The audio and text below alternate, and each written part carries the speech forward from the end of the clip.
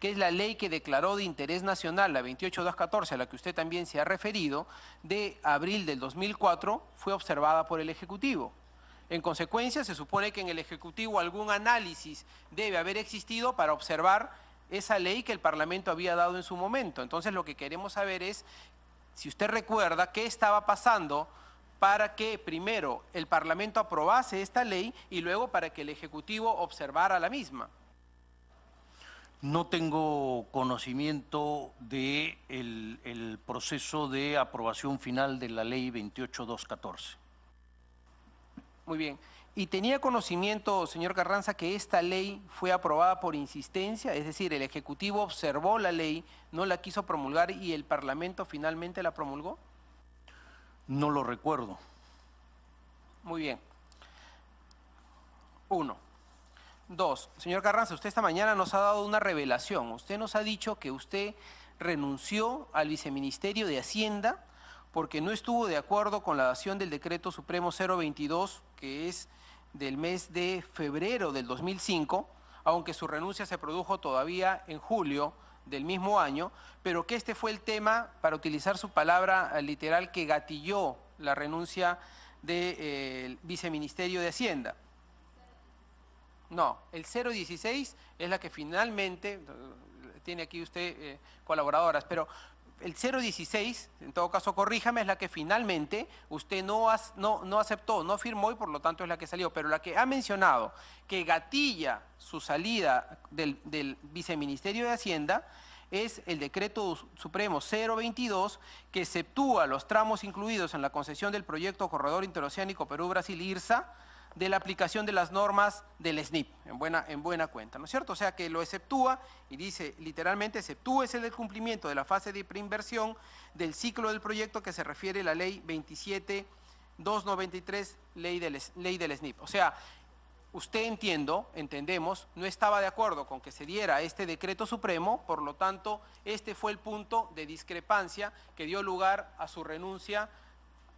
Aunque esto de acá se plantea en el mes de febrero, usted renuncia en julio. Normalmente, cuando uno tiene una posición de principio sobre este tipo de situaciones, uno renuncia de manera irrevocable en el acto. Pero bueno, usted nos ha explicado que, ¿no es cierto?, por, me imagino, pedido del presidente o del ministro de aquel entonces, su renuncia todavía se termina dando meses después. Asumimos. Pero yo voy a lo siguiente, señor Carranza. Cuando usted ha sido ministro, ¿no se han dado acaso normas similares que exceptuaban de alguna fase de procedimientos del SNIP a algunos proyectos de inversión pública? Yo he manifestado, señora Presidenta, por su intermedio al congresista Violeta, que tenía discrepancias con la política fiscal en general que estaba llevando el gobierno en ese momento, en particular con el tratamiento que se le hacía a esta obra de gran envergadura. Lo que gatilla mi renuncia finalmente es el decreto de urgencia 016, que sí era de mi competencia y al cual no se me consultó, simplemente para aclarar los temas. Lo que se hizo en la época en la cual yo era ministro era ver medidas de simplificación de trámites, procesos abreviados. Hicimos una reforma importante del SNIP en el año 2007. Yo he defendido, cuando fui ministro, que se cumpla el SNIP como procedimiento, aunque siempre es perfectible cualquier norma, cualquier procedimiento, y en eso siempre estuvimos abocados en el Ministerio de Economía y Finanzas. Una cosa es, por razones de incorporar externalidades sociales, la exoneración de una pequeña obra que tiene todo el sentido del mundo, y otra, involucrar una cantidad significativa de dinero que puede ser mejor utilizada en un país con las necesidades que tiene el Perú. Sí, señor Carranza, pero mire usted, nosotros efectivamente y por lo que sabe toda la ciudadanía en general, entendemos que esta es una obra en la que podría haber un acto de corrupción importante y de afectación a la economía nacional, y eso es materia de investigación de esta comisión, además del Ministerio Público.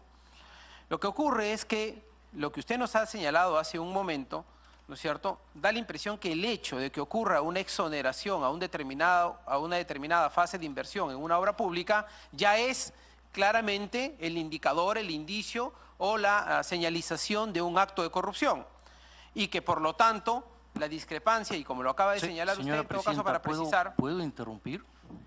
Congresista Violeta, si ha terminado para que pueda con toda amplitud... lo preciso mejor para... El micro, por favor.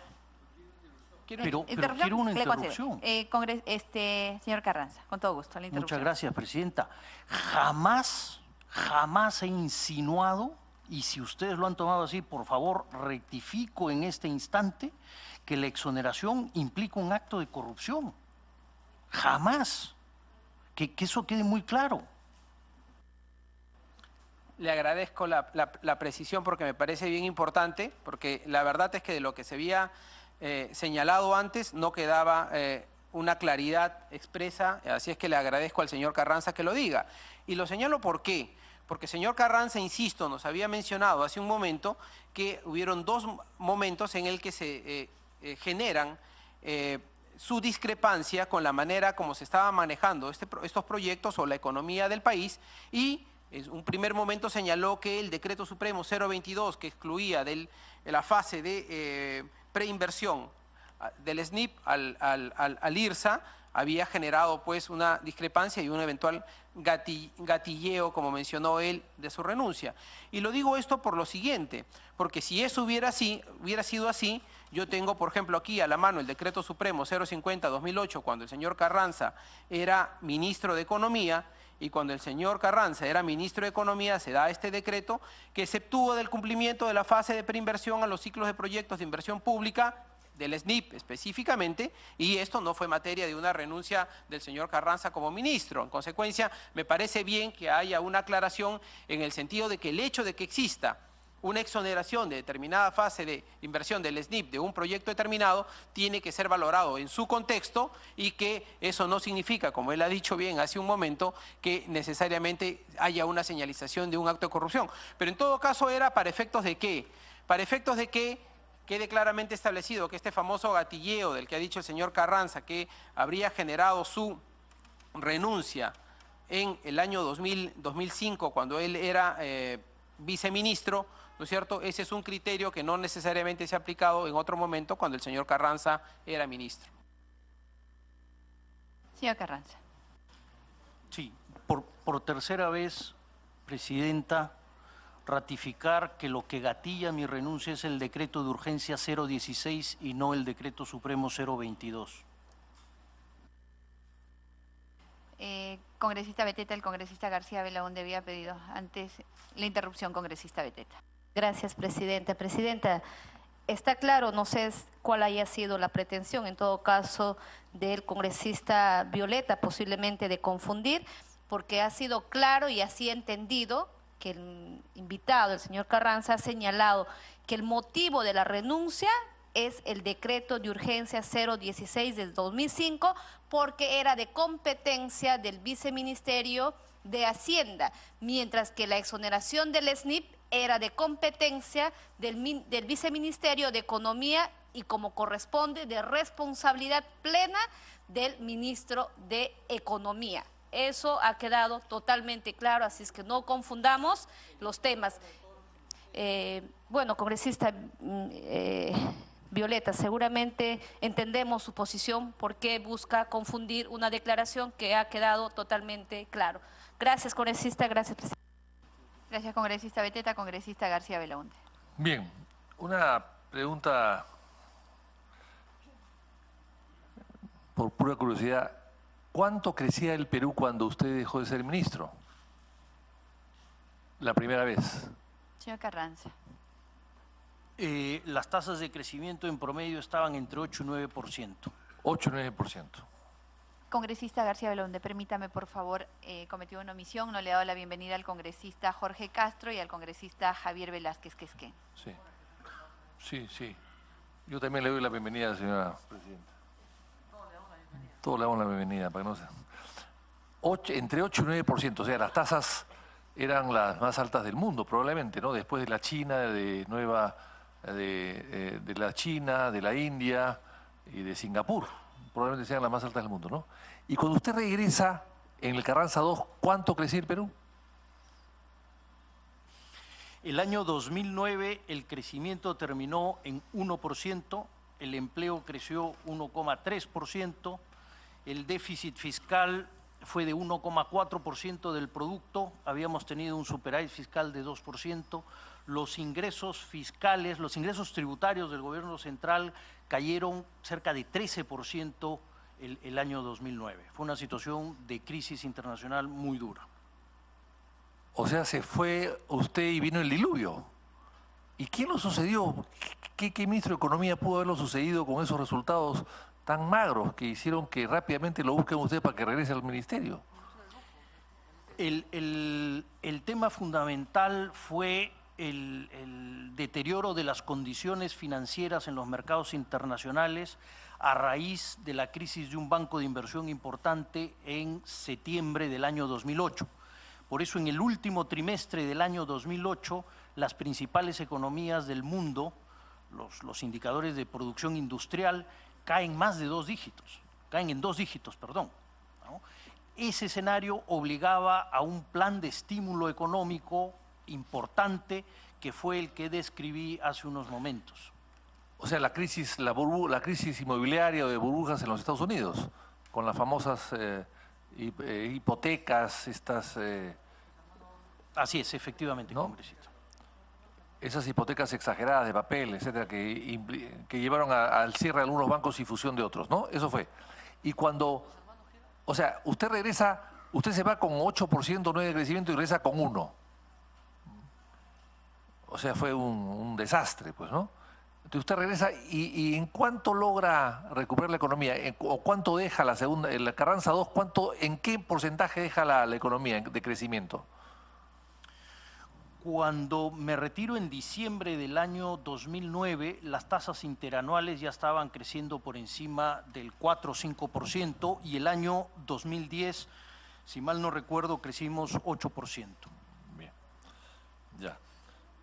O sea, interesante, presidente, los datos. Ahora,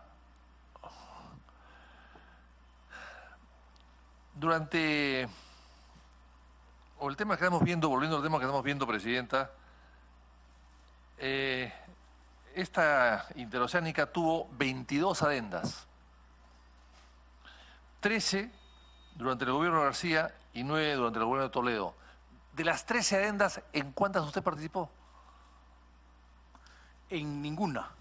Se faculta al Ministerio de Transporte y Comunicaciones a negociar las adendas en la ley de diciembre del 2008, la 29309. Pero usted, que es un gran profesional y gran ministro, ¿permitió que las adendas corran a otro sector bajo otras responsabilidades? ¿Su ministerio no opinó, no dijo que si estaban bien, si estaban mal? Son temas técnicos que le competen al Ministerio de Transportes y Comunicaciones. Existían informes de supervisores, estaba la entidad reguladora OCITRAN, que también emitía informes, y son ellos los competentes para determinar los faltantes de inversión que se requerían. En el artículo 2 se señalaba la responsabilidad del Ministerio en conseguir el financiamiento en las mejores condiciones. ¿Y quién estaba en el Ministerio de Transportes en ese momento, o quiénes estuvieron? En ese momento el ministro de Transportes era el señor Enrique Cornejo.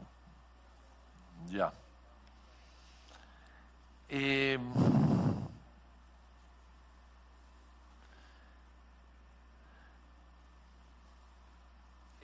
¿Usted tiene alguna relación con Odebrecht?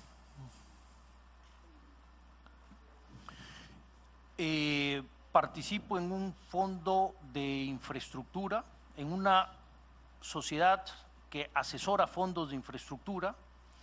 esta sociedad invirtió en varios proyectos de infraestructura, líneas de transmisión, parques eólicos, generadoras y en una concesión de autopistas urbanas que es Rutas de Lima, donde Odebrecht fue el concesionario y ya vendió su participación mayoritaria. O sea, usted es director o participaba en su momento de Rutas de Lima como representando a un fondo de inversiones, como representando a los accionistas. Efectivamente. ¿Cuánto tenían los accionistas de Rutas de Lima? Se logró un acuerdo de inversión en el año 2013. En ese entonces yo ya no era ministro de Economía y había manifestado públicamente que no pensaba regresar a la función pública en repetidas oportunidades. Esto simplemente para aclarar. El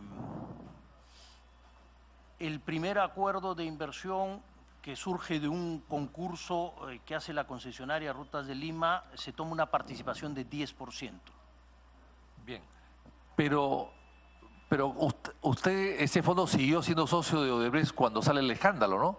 Porque antes del escándalo, bueno, tiene algún tipo de justificación, pero cuando sale el escándalo, ¿qué hace su fondo de inversiones? El fondo de inversión, cuando sale el escándalo, se plantea una salida de esto. El problema era que había que culminar obras, entonces se hace un acuerdo de capitalización para terminar las obras pendientes porque evidentemente con el escándalo no se conseguía el financiamiento para la ejecución de las obras. Y se acuerda además que esto iba a ser así siempre y cuando Odebrecht saliera y perdiera el control de la concesionaria. Se realiza un proceso de venta mayoritaria y un tercero entra en la concesionaria. Ahora, pero finalmente Odebrecht vendió su 57%. Usted, Sigma Safi, tiene 18%. Al final, efectivamente. Se vendió. Pero, ¿y cómo fue esa venta? Porque nosotros estamos tratando de, quizás usted nos puede ayudar, estamos tratando de tener el contrato de venta de Odebrecht a Bluefield de la Ruta de Lima y hasta ahora nadie nos lo da. Dice que es privado, que es entre privados. ¿Cómo va a ser entre privados si la autopista es peruana, es del Estado peruano? ¿Cómo se puede ser privado? ¿Usted tiene el contrato? ¿Usted lo ha visto el contrato? No, no lo he visto. ¿Pero como socios no lo han visto? Es un contrato entre Odebrecht y Brookfield, son dos terceros. Pero ustedes son socios de la concesión. ¿Cómo los socios de al lado venden y ustedes no se enteran de nada? Así funciona la ley de sociedades. Existen acuerdos de accionistas que permiten tener ciertos seguros. Pero más allá de eso, el acuerdo entre privados es un acuerdo privado. ¿Pero ustedes no tenían la primera opción para comprar también? En ese momento el fondo estaba prácticamente invertido. ¿Y quién es Brookfield? Porque dicen que es Petrobras, dicen que es un fondo sucio. Brookfield en Nueva York dicen que es un fondo sucio, desconocido, donde participan canadienses y brasileros, y ahí está Petrobras, y por ahí parecería Odebrecht, parecería que Odebrecht también está metido en Brookfield. ¿Quiénes son Brookfield? Brookfield es un fondo de inversión canadiense registrado en Nueva York y efectivamente se dieron especulaciones en este sentido que tengo entendido fueron aclaradas por la propia empresa. Pero o sea, usted escuchó los comentarios en Nueva York que decían que era un fondo sucio, que no se conocía su origen. No, escuché los comentarios acá en Lima y la empresa, tengo entendido que se presentó en el Congreso, si mal no recuerdo, aclarando la situación, los orígenes de los fondos y toda la historia de la compañía. ¿Y a usted no les llamó la atención que el fondo Brookfield tuviese las mismas dirección, los mismos abogados, los mismos representantes que Odebrecht en el Perú? No vimos nada extraño en compartir los estudios de abogados, prestan servicios a varias empresas, siempre y cuando no existan conflictos de interés. No sé los estudios que asesoraron la compra-venta del 57% de las acciones, no, en todo caso no los recuerdo. Ahora, finalmente, Presidenta, en el caso de Rutas de Lima no hubo SNIP, Ocitran no vigila lo que pasa allí. O sea, es una tierra de nadie. Los únicos que pueden ahí supervisar son Invermet, que es la propia municipalidad, que es el propio alcalde. O sea, el alcalde les entrega la autopista y se supone que él mismo tenga que después controlarla, vigilarla, supervisarla. ¿No le pareció raro? Existía un contrato y como política del Fondo de Infraestructura, nosotros no participábamos en ninguna concesión, en ningún concurso de concesión, licitación o subasta. Nosotros entrábamos en los proyectos de infraestructura una vez que estos tenían los contratos, en caso de que sea una concesión con el Estado, y el desembolso venía recién con el cierre financiero de la obra. Entonces, por política de prudencia y para evitar cualquier cuestionamiento político, nunca participamos nosotros en el proceso mismo de la concesión, de ninguna de las obras. Bien, eso es todo, presidente.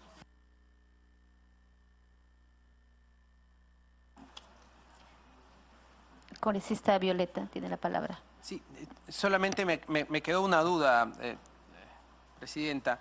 Señor Carranza. Señor Carranza, usted ha mencionado que el decreto de urgencia 016 del 2005 efectivamente es una norma con la que usted discrepó y eso es lo que finalmente, ya lo aclaró, fue lo que motivó su salida, porque entendemos que este límite de endeudamiento que se establece aquí y que modifica el artículo 55 de la ley 28563 no la compartía, que es la esencia de esta norma, ¿no?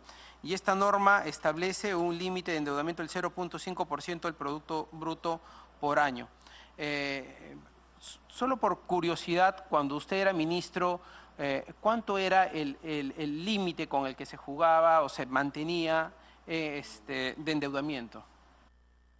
Puede contestar, señor Carranza. Gracias. Cuando yo era ministro ya se habían dado varios de estos procesos de concesión y el stock de la deuda de este tipo de compromisos presupuestarios era bastante elevado. Se fijó el tope en el decreto legislativo 1012 en 7%, diciendo que se podía revisar. También es cierto que en el 2008 el ratio de deuda sobre producto había declinado significativamente debido a los superávit fiscales de los años 2006, 2007 y 2008. En consecuencia, este 0.5 fue subiendo en los años posteriores. Yo tengo aquí una cifra que me dan de 4.56 en realidad, pero usted ha mencionado ahora que llegó incluso al 7%. El 0,5% se establecía como flujo anual, no como nivel de stock. El stock que se había fijado en la ley de endeudamiento, la Ley General del Sistema Nacional de Endeudamiento, era de 1%. El decreto de urgencia lo cambia a un flujo de 0,5%. Y nosotros lo que hicimos es, en el decreto legislativo 1012, regresar a un nivel de medición de stock y no de flujos, tomando en cuenta evidentemente que ya había un nivel de stock contratado significativamente alto.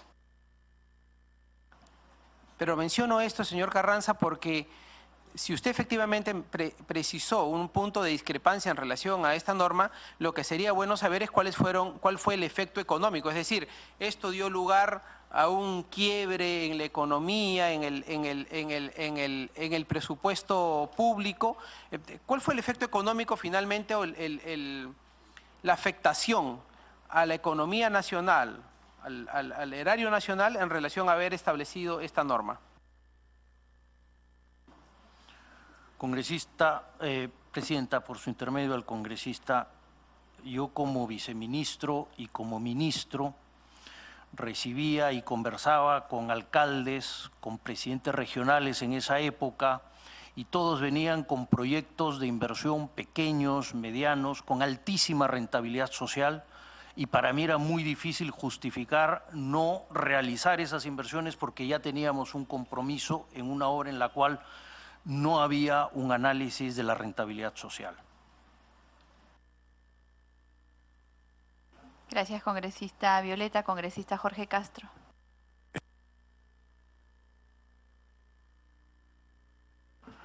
Buenas tardes, señora presidenta. Buenas tardes, colegas congresistas. Buenas tardes, señor exministro.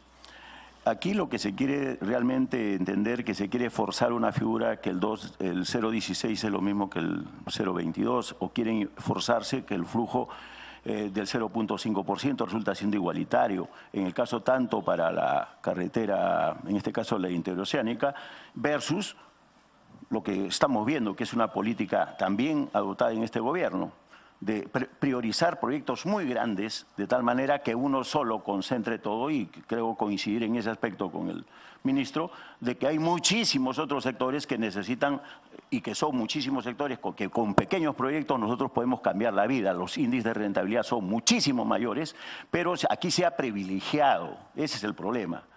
Por eso es que justamente se dan estos topes, en cuestiones de flujos, y que tiene necesariamente el SNIP, tenía que ser exonerado para permitir este tipo de cosas, porque si no, caso contrario, no se podían ejecutar este tipo de proyectos.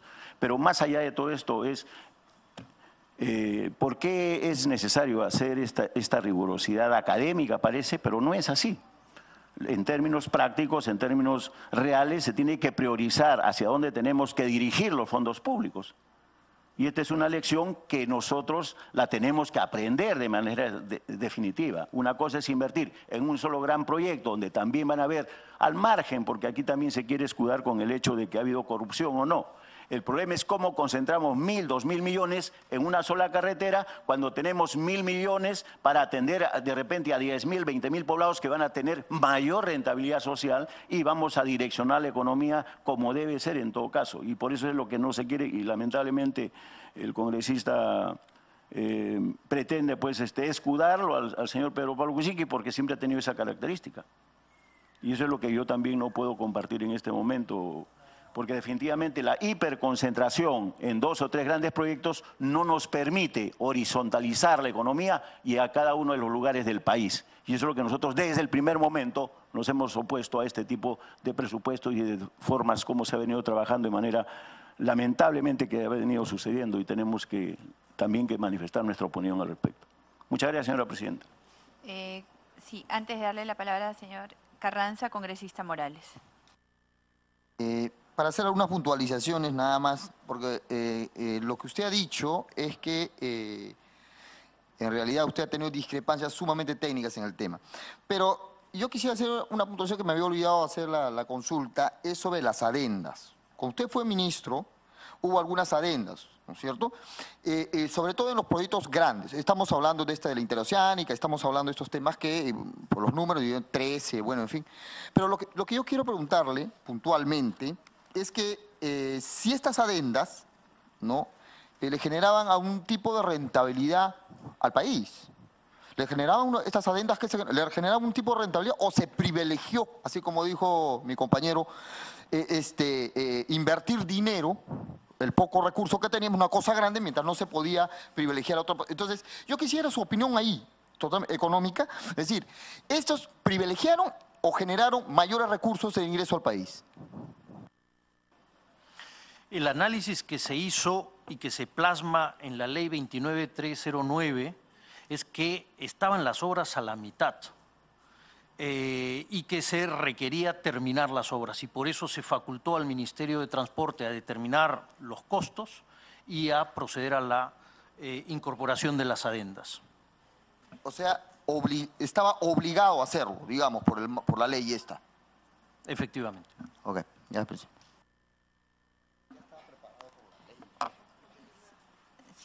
¿Algún comentario adicional con respecto a lo que señaló el congresista Jorge Castro, señor Carranza?